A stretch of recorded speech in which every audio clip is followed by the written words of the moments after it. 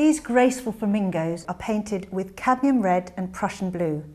Now look at them as they take to flight. Same two colours, Prussian blue, cadmium red, but look how the two colours blend to make the black of the wingtips. Let me show you how beautifully these two colours blend to make that black. Prepare your colours before you even start. A nice pool of cadmium red and another brush for your Prussian blue. And it's crucial the amount of water to pigment, because you want to make sure the colours don't run too much, but just the right amount. Now I'm going to paint first of all the red into the wing, all the way down. Beautifully strong, because that red under that wing is really strong. And then into that, put the cold Prussian blue, which as it mixes with the red, turns to black, because the green in the Prussian blue is the opposite colour to the red.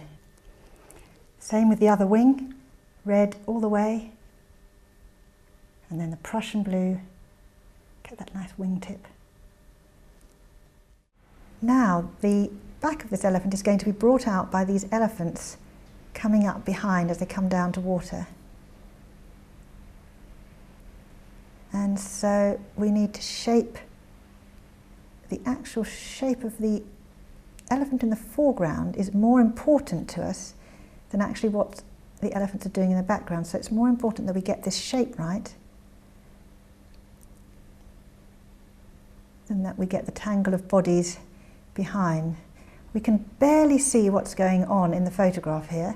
And so in real life, probably you wouldn't have much idea. These elephants are moving, walking. If you were out there trying to paint this in the bush, you wouldn't be able to get every little detail. So don't now try and recreate every detail just because it's available in a photograph. And inevitably there's going to be some dust in the air, so they're going to gradually be tinted more and more towards the dust colour.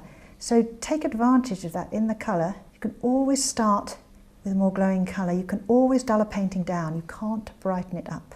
And really all we're trying to make here is make it feel like bodies coming one behind the other. So in the photograph I'm just looking for the main lights and darks.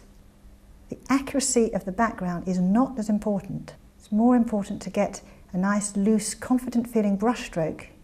Almost it's worth trying to imagine yourself back in the bush with the immediacy that that demands. The one thing that photographs do have that's useful is that because the colours are very rarely true, the tones sometimes can be very helpful because they stop you chasing colours and they make you look at tone. Really, watercolour works better if you think in terms of tone. So you can see that just with a few brush strokes concentrating on the mid-tones and the darks, we've painted an entire troop of elephants coming from the distance.